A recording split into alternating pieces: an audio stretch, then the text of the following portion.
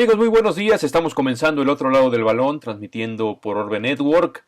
En esta semana que ya se ve la luz al final del túnel, ya por lo menos anunciaron algunas medidas para ir regresando nuevamente a la normalidad, aunque esperemos que esta normalidad no lo sea tanto, nos haya hecho reflexionar de tal manera que seamos una mejor especie y nos comportemos mejor con los nuestros y con nuestro planeta, por supuesto. El día de hoy vamos a continuar hablando de esos grandes maestros españoles que llegaron a México en 1937 y tenemos boletos para embarcarnos en el Ile-de-France con la selección vasca. Le doy la bienvenida a bordo a nuestro queridísimo historiador del fútbol mexicano, Carlos Calderón, que está listo para platicarnos muchísimas historias de este tema. Carlitos, buenos días, bienvenido a bordo. Enrique y amigos, buenos días. Estamos aquí en casita, resguardados, haciendo muchas cosas, afortunadamente. Y pues sí, vamos a embarcarnos del puerto de Le Havre en Francia hacia Nueva York. ¿Qué te parece? Para, Un 20 de octubre, Carlitos, fue el embarque en el puerto de Le Havre, ahí en Francia, de 1937, y bien lo dices, rumbo a Nueva York, y se hicieron 6 días de viaje. ¿Hay algún apunte o algo interesante? Por ahí tenías tú un documento pues muy sabroso que compartiste hace tiempo sobre los viajes en barco de la selección vasca. de la selección vasca, inclusive, lo que podemos comentar es que en México ya se estaba pues saboreando, se se sentía que venía la selección vasca, se mencionó que era la más importante que venía hasta ese momento a México, y varios periódicos estaban siguiendo la pista, ¿no? De esta selección que, como bien dices, llega el 26 de octubre a Nueva York, y 2 días más tarde en el Orizaba se van hacia La Habana. Oye, ¿y es del Ile-de-France o tienes el del Orizaba, la lista de pasajeros que subieron a estas embarcaciones? Tengo la del Orizaba, de la lista de pasajeros vienen las edades, viene qué profesiones tenía cada uno de los jugadores, porque aparte de futbolistas, pues algunos tenían otras profesiones, y es la lista que encontramos hace tiempo, ¿no?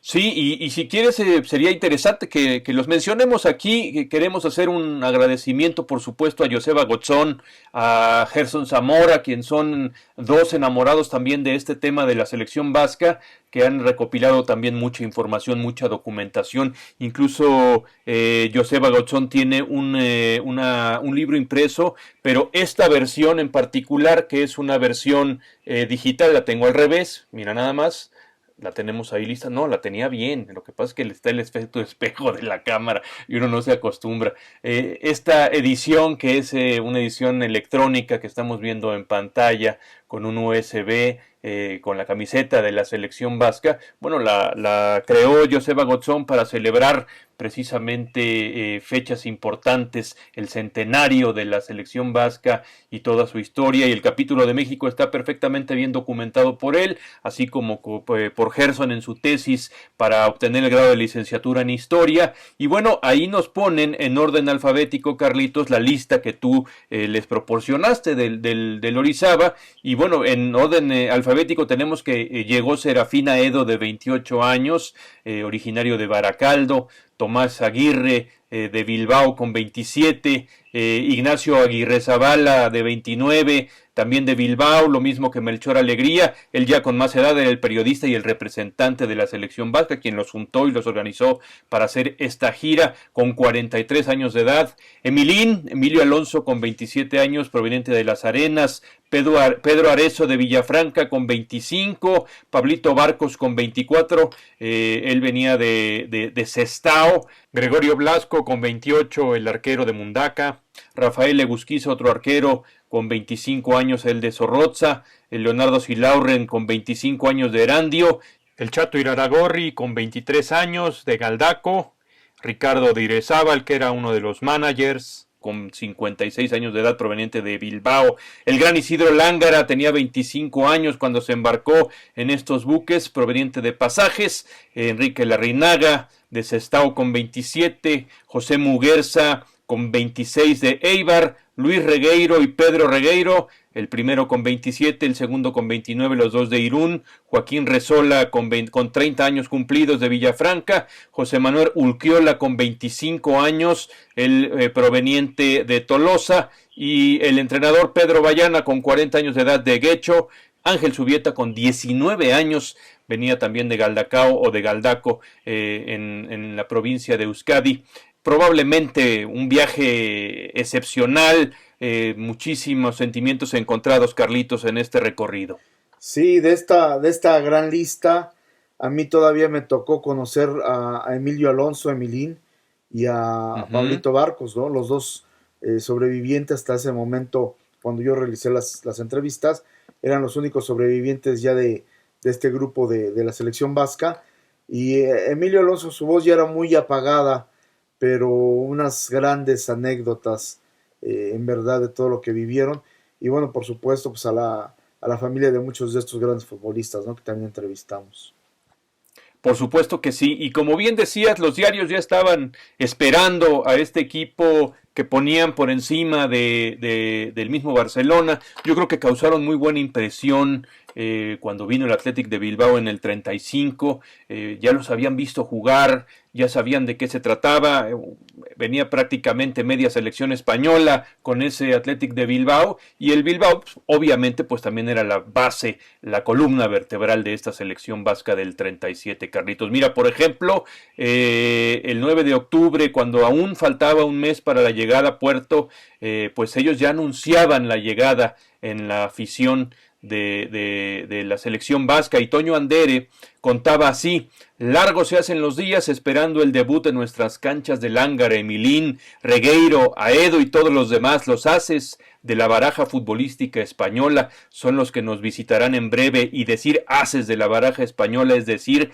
ases futbolísticos mundiales. Así lo dijo don Antonio Andere en una de sus crónicas del diario La Afición. Sí, no hay que olvidar que también la selección española se había enfrentado a la mexicana en el 28, en 1928 en Juegos Olímpicos, y ya de ahí se conocía también a gran parte de estos jugadores, ¿no? La goleada, por supuesto, de esa selección española a la selección mexicana. Y fíjate, Frainano también entra en los contextos, en sus escritos, y él escribió: solo el hecho de que España se encuentra azotada por la terrible revolución hace que podamos ver a un equipo del tronío que nos visitará, es decir, de no estar España en revolución, no se podría traer a nuestra patria un equipo de la talla que viene, pues no podríamos pagar. La selección vasca que nos visitará no es solo el mejor equipo que haya venido de España a estas tierras y el mejor que vendrá en mucho tiempo, sino el mejor conjunto que haya venido de cualquier parte después de aquel formidable nacional uruguayo. Vamos a conocer a los mejores ases del fútbol ibero, a hombres que, de la verdad sea dicha, no esperábamos conocer nunca, y menos en un conjunto. Imagínate nada más el nivel y el contexto que nos regalaba Frainano en esta crónica. Sí, así es increíble.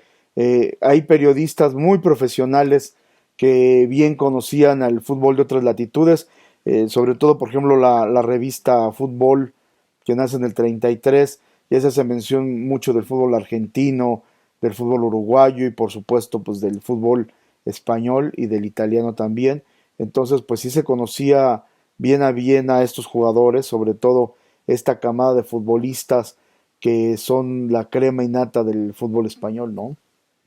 Así es, Pio Quinto y Seide también escribieron acerca de este conjunto previo a su llegada, y la llegada fue muy especial porque lo contábamos en el programa anterior. Antes de desembarcar en Veracruz se suscita un verdadero problemón, porque antes de viajar a América los vascos habían tenido dos ofertas sobre la mesa de dos promotores diferentes. Uno tenía más dinero que el otro, y al final de cuentas primero optaron por el de mejores condiciones económicas, pero algo sucedió que echó para atrás el contrato precisamente por las presiones políticas que se estaban originando en nuestro país, y este promotor, que había ofrecido más dinero, pues les dijo que siempre no, y tomaron la de menor valía. Sin embargo, antes de llegar al puerto de Veracruz les revienta otro problema precisamente a Melchor Alegría y a la directiva de esta selección vasca que venía ya casi a pisar tierra mexicana. Sí, Luis Casas es el que había hecho la mejor oferta de las dos, Ujú. pero como bien comentas, se canceló el contrato por la propaganda política que estaba realizando el equipo. Él quería que fuera todo futbolístico, ¿no? Pero pues no se podía. Estábamos en plena guerra civil española. Obviamente este grupo, una de las cuestiones que tenía en mente era tratar de hacer esa propaganda a favor de la República y de avisarle al mundo pues lo que está ocurriendo en España. Entonces Luis Casas les cancela y Tomás Arana es el que decide, bueno, el que había puesto sobre la mesa el otro contrato que como bien comentas era de menor cuantía, pero pues lo aceptan y es con el que llegan. Y llegan el 3 de noviembre de 1937, ya estaba ahí listo Baltasar Junco para recibirlos, una persona muy influyente en el devenir de los equipos españoles en México. Estaba el general Gustavo Arévalo, vicepresidente de la Confederación Deportiva Mexicana, el general Tirso Hernández, que era el jefe del Departamento Autónomo de Educación Física, Antonio Flores Massari, que era presidente de la Federación Nacional de Fútbol, Francisco Belausteguigoitia al Andaluz, el delegado del gobierno vasco en México, José Echevarría, cónsul de la Embajada de España, Abelino García, Saturnino Rodríguez y José Antonio Arias, representantes del Frente Popular Español, que era la coalición ganadora de las elecciones al Congreso de Madrid de 1936 por la parte republicana. Y pues como habíamos comentado, antes de desembarcar le dijeron a los representantes de la selección vasca que el señor Arana pues era franquista. Entonces pues se armó la rabambaramba, mi querido Charlie. Sí, fue gracias a Baltasar Junco que estuvo ahí de intermediario que se logró solucionar todo, ¿no? Para que la Sí. selección vasca finalmente pudiera jugar en nuestro país. Fíjate, y bajaron ya del barco y el señor Arana les dijo que a partir de ese momento él iba a costear todos los viajes dentro de nuestro territorio, así como las comidas, los hospedajes y demás, cuando en el contrato pues estaba estipulado que la selección vasca correría con esos gastos hasta llegar a la Ciudad de México. Viajaron en primera clase y llegaron a la estación de Buenavista en el ferrocarril. ¿Dónde está Lángara?, gritaba la afición. Sí, Langar era el más conocido de todos, obviamente por sus goles. Llegaban, como bien comenté, a la Ciudad de México las noticias del Gran Langar a través de la revista Fútbol, sobre todo, y de otras publicaciones como el mismo Excelsior, como la misma afición. Pero este hecho de que Lángara fuera tan conocido, ya aquí llegaba la noticia de que había en España metido a un guardameta al hacer un tiro, que sus tiros eran tan fuertes que los guardametas los empujaba hacia adentro de la portería con todo y balón. A lo mejor era una exageración, pero pues llegó Lángara, llegó la selección vasca y a Lángara la gente lo recibió y lo cargaron en hombros y así se lo llevaron hasta el hotel. Hasta el Hotel Coliseo, ahí en la calle de Bolívar, hay una placa en el lobby muy bonita en donde están todos con sus trajes, con esos chandals de la selección de Euskadi, de la selección vasca, que eran de color azul con unos vivos en amarillo. Y ahí estuvieron, ahí se tomaron la fotografía justamente al llegar a hospedarse. 3 días después prácticamente de su arribo, pues empiezan los duelos, un 7 de noviembre de 1937, ahí en el Parque Asturias, empieza la aventura de la selección vasca y es contra el América, Carlitos. Sí, causa gran expectación, tanto es así que en el estadio dicen que no cabía un alma, había gente por todos lados, afuera del parque había unos árboles y la gente estaba hasta en los árboles ahí subidos para ver el partido, y pues es contra el América, empate a 2 goles, Luis Regueiro y Lángara anotan en el primer tiempo. El partido se dice que decepcionó por lo mismo, de que se pensaba tanto en la selección vasca, que este empate a 2 como que no le supo mucho a la afición, y más que los goles de los vascos fueron en el primer tiempo, pero bueno, tenían 2 o 3 días de haber llegado, entonces pues creo que era justo que se les diera más tiempo, ¿no? Ahí sí hay filmación, Carlitos, de este partido, del contexto del inicio, de la llegada de la gente, de la salida de los equipos, una que otra jugada por ahí y nada más. Don Fernando Marcos fue el encargado de dirigir como árbitro este partido, el primero de la selección vasca en nuestro país.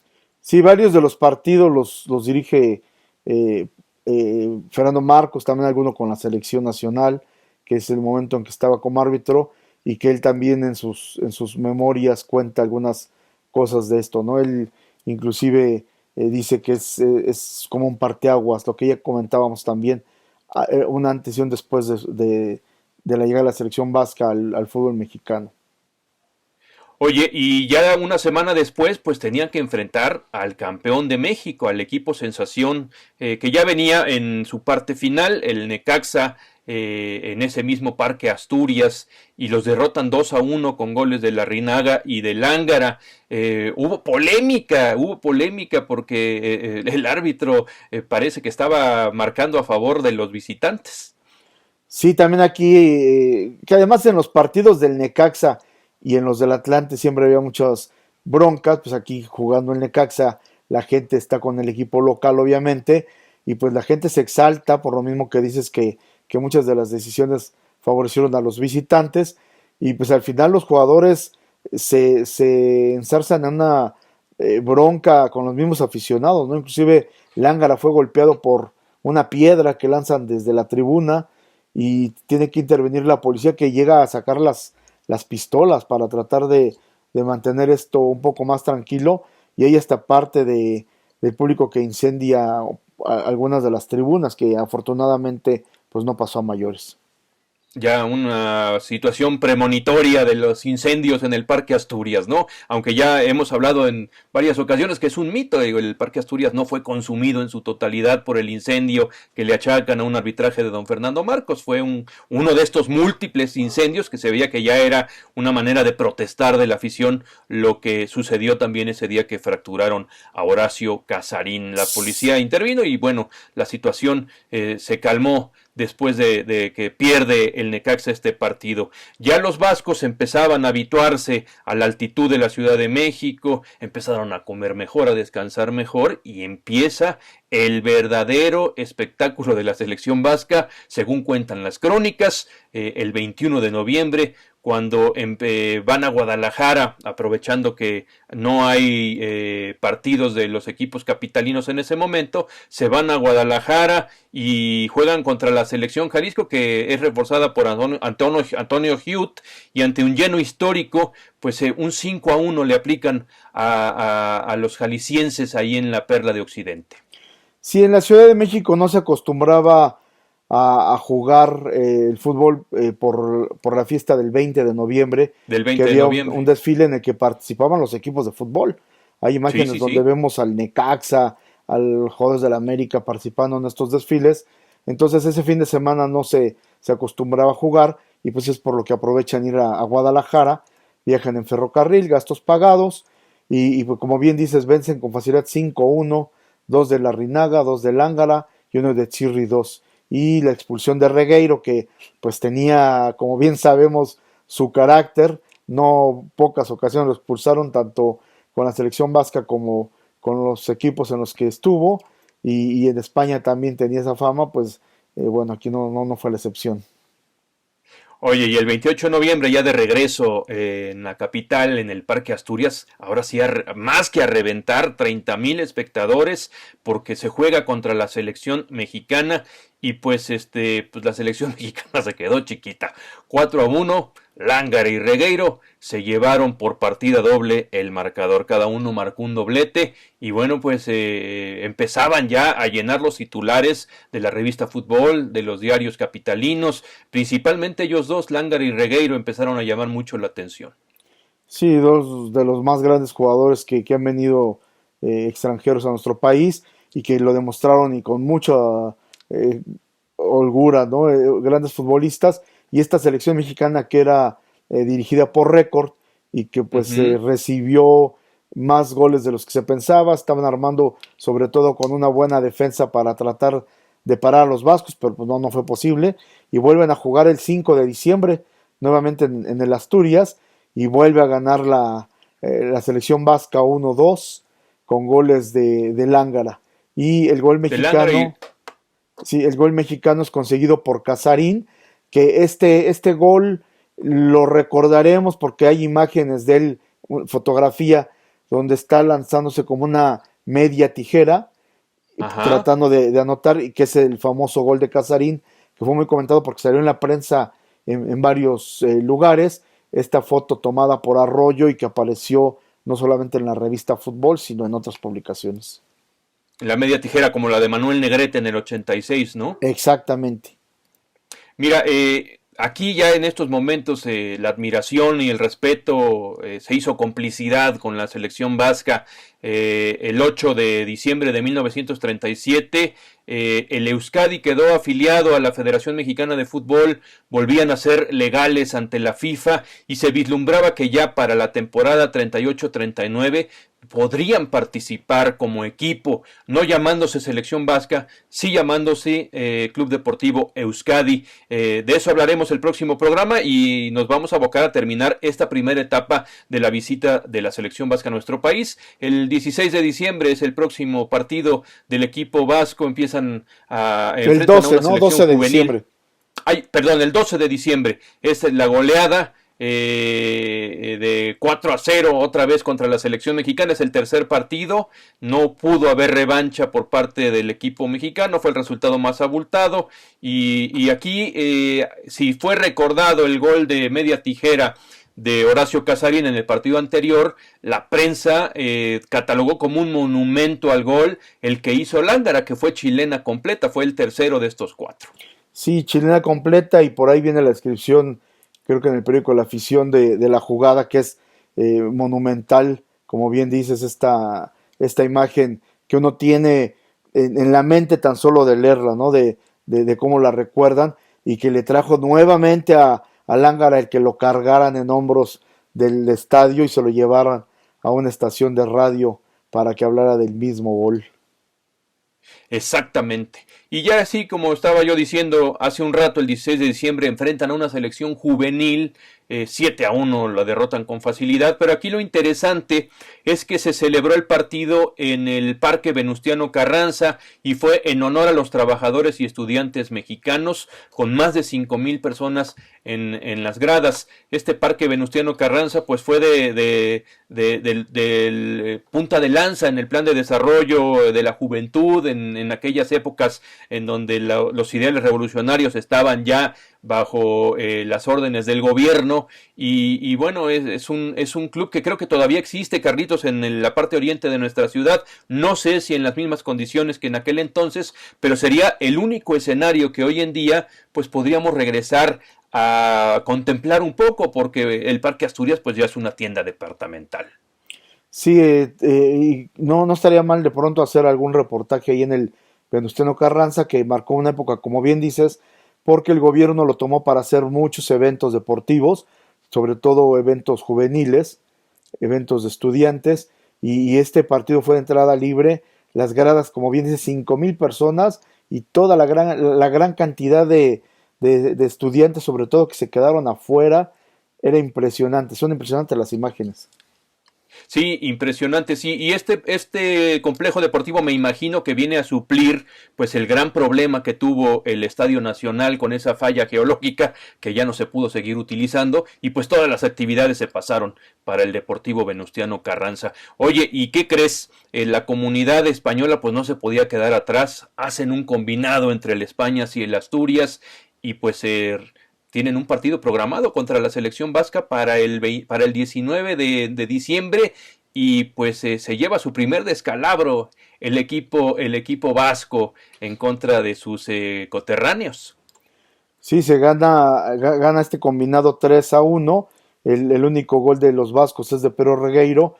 Y bueno, aquí ya juegan, entre otros, Fernando el Gavilán García, Rey Quesada con los jugadores del Real Club España, este combinado con el Asturias, y que tienen un pues triunfo, digamos que histórico, porque es el primero que se da, y que todos los diarios lo manejaron como que ya por fin se pudo vencer a la selección vasca. Después viene la revancha el 26 de diciembre. 3-2 ganan los vascos con un hat-trick de Luis Regueiro. finalizando pues obviamente ese año de 1937 con este partido celebrado un día después de la Navidad. Ya para 1938, el 2 de enero, juegan un partido organizado por doña Amalia Solórzano de Cárdenas, la esposa del presidente de México, en beneficio de los niños pobres, y juegan contra el Atlante. Un partido más popular, precios populares, desde unos 50 hasta 5 pesos, que era pues algo caro, pero populares para la selección vasca, pues el equipo que estaba en México. Vencen 3-0 con 2 goles de Lángara y uno de Urquiola, y bueno, el Atlante les da mucha pelea, y además hay que decir lo que doña Amalia Solórzano gustaba mucho de este equipo del Atlante, ¿no? No Sí, solamente no es la primera ocasión en la que invita al Atlante para un evento de este tipo popular, sino que al Atlante lo tienen inclusive hasta para repartir despensas y otras cuestiones de parte del gobierno, porque doña Amalia gustaba mucho de este equipo de los Prietitos del Atlante. y para finalizar esta primera etapa, porque también se nos está acabando el tiempo, el 9 de enero, por fin la selección mexicana se logra imponer a la selección vasca 3-1 en el Parque Asturias, el mismo escenario donde debutaron. Ahí dijeron adiós. También don Fernando Marcos fue el árbitro. Aquí el problema fue que Sales y Lauren, lesionado de la clavícula izquierda en ese partido, y en el camino hacia el hospital, las crónicas dicen que pudo haber sido más grave porque el choque que lo trasladaría al hospital, el hospital español, por cierto, chocó en las esquinas de Mariano Escobedo y Bahía de Santa Bárbara. Afortunadamente no pasó a mayores. Se embarcan el 10 de enero de 1938 en el Siboney de la World Line hacia La Habana, y bueno, pues se recuperan de esta situación Silauren en México, que se queda Emilina Alonso, recién operado de una hernia, Blasco era operado de la garganta, y estuvieron todos ellos cuidados por Melchor Alegría mientras el equipo cumplía con sus compromisos en La Habana. Exactamente, y bueno, para terminar, pues volver a decir la frase de Fernando Marcos que sacaría en su libro, Mi amante del fútbol, que decía: la selección vasca fue tal vez la mejor maestra que nuestro fútbol ha tenido en toda su historia. Nada más y nada menos. Carlitos, pues como siempre nos devoramos el tiempo. La próxima semana le seguimos con la temporada 38-39 y por supuesto con historias personales de estos grandes maestros que se quedaron en México. Así es, y pues bueno, quédense en casa, seguimos con esta pandemia, esperemos que esto vaya mejorando poco a poco. El tiempo va a ser largo, pero se nos hace más corto si tenemos historias de fútbol. Muchísimas gracias a todos y continuamos con la programación de Orbe Network.